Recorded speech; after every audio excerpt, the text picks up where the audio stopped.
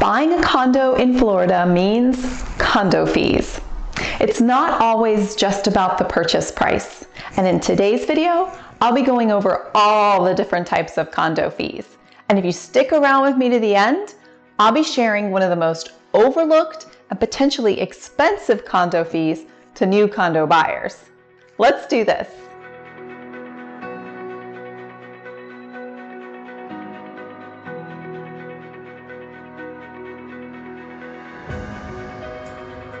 Believe it or not, there can be up to 7, that's right, lucky 7 different types of condo fees. So let's go over each one. The first one, and most common that everyone knows about, are HOA fees. But believe it or not, some people notice when they're looking at a new listing that there's also something called a condo fee. So they ask me, well, what's a condo fee? Is it different than an HOA fee? Here's the rundown. Basically, a HOA fee, it means that all of the common areas, including the pool and any club room or game room or tennis courts or golf courses or any common areas, are all owned by a nonprofit HOA board. So they own it, which makes it a little bit less expensive. There's less overhead. And whereas in a condo fee, it means right out of the bat, you know that you actually have partial ownership of all the common areas, including the pool and any other amenities that are included. So condo fees are actually a little bit more in general than HOA fees because it's a little bit less spread out of risk. The HOA nonprofit is the one that owns those common areas, whereas the condo fee means that you have equal part of the condo with the other owners. So you all share a vested interest and portion of the common areas and must contribute financially in order to maintain and keep up that common area or repair and replace as well. So those are the main differences between an HOA fee and a condo fee. The CDD fee has two parts. There's the bond portion, which is the loan that the developer actually took out to put in the infrastructure, such as the pipes, roadways, electricity. And then there's the actual operations and management portion, which is the part that maintains, keeps up all the amenities like your pool and landscaping and playgrounds and whatnot. So in essence, that's never going to go away, the operations and management. Unless they remove the amenity, it always is going to need to be taken care of. So that never is going to go away. And that really surprised me because most people assume that CDD fees just go away eventually because the bond portion is usually only a 20 to 30-year loan. But what I also found out and have learned, and now I'm passing on the knowledge, is that that loan portion can even be refinanced depending on who assumes or takes over that loan or the management of that loan. They can refinance that loan indefinitely. So in essence, that portion might not ever go away as well. Now, we hope that it doesn't go up. We would hope that anybody who's going to refinance would do it because they're trying to reduce their overall overhead. So just to keep that in mind, I would go ahead and I tell all my clients, assume that that CDD fee is not going to go away, expect it to go into your budget.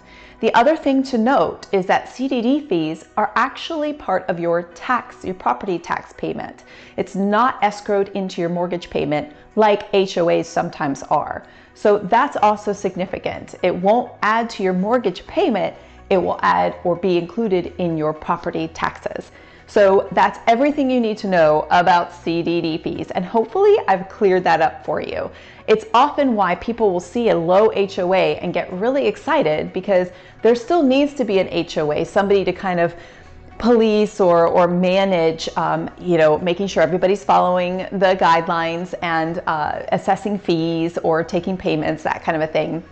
But for the most part, those HOA payments are really low because they're doing a lot less. The CDD is the one that's taking on all the management and the payment and the maintenance and everything. So like I said, I hope I've cleared that up for you now between CDD fees, HOA fees, and how CDD fees work. The next fee you might notice when you're looking around for condos are club fees. Some condos live in communities where they have access to membership in a club. This could be golf, tennis, sailing, boating, you name it. So it's important to know whether club membership is a requirement of living in that community. Sometimes you'll find that they're just optional, but you just want to make sure. I mean, these extra fees can range anywhere from an extra $1,000 a year to over $20,000 a year just to be part of the membership or just to be part of the club. And then you'll also have to pay a minimum at the restaurant or the bar. So it's important that you know whether or not that club membership is required or not. The next fee on our list is parking and storage. These can usually sneak in. Often you do get one parking space with a condo, and often you even get some storage space, whether it's a storage locker or just a storage unit or just a little hallway storage room. So it's important to know how many parking spaces come already with the asking price or that is deeded to the condo, and also if you get any additional storage. Some parking and storage you can purchase on top of the unit you're already purchasing, or they're available for lease. So it's really good to know that if you do want more storage, do they have it available to purchase or lease? And can you purchase, if you need an additional parking space, can you either purchase or lease an additional parking space? And if you can, and if you will be, then obviously you'll have an extra fee attached to your overall payment. This next fee is not quite as common, but it does come up when you're living here on the beautiful southwest coast of Florida, and that is boat slips. So oftentimes a boat slip or access to a boat slip is included as part of the community that you live in. If it is, great. It's part of your HOA or condo fee, and that's great. But sometimes you can actually either lease or purchase a deeded access to a boat slip. So if that's something that you need or that you're looking for, make sure that you know whether or not it's already included or whether it's available to you so that you can purchase. And sometimes you can even look at nearby places of units that you love and that you're considering. You may have access to their other community that are right near you. You may have access to their deeded access. So it's up to you to figure out how much access you want and if you want to pay extra for it or if it's included as a perk. Next, I'm going to be talking about laundry fees. That's right, laundry fees. Believe it or not, some of our units or communities here in the Sarasota area are older, and back in the day, it wasn't common to have a washer and dryer inside of your unit. So they would have washer and dryer accessibility either on the same floor or in the building. So you'll want to know, where is my closest washer and dryer if you don't have it in the unit, and then how do you pay for it? Do they have a reloadable card? That's common now that we've kind of moved more digital. Or do you have to still pay coins? Are you going to be saving up all those quarters you find everywhere? So just be aware that if you don't have a washer and dryer inside your unit, you may have to be paying extra per month to do your laundry. I know in some of our more luxury units, they even have concierge services that do your laundry for you. So it just depends on what your budget is. And if you have to start saving quarters now, you might want to know. Professional Nicole is going to pop in here for a quick second. Just to mention that none of the fees we've gone over are tax deductible.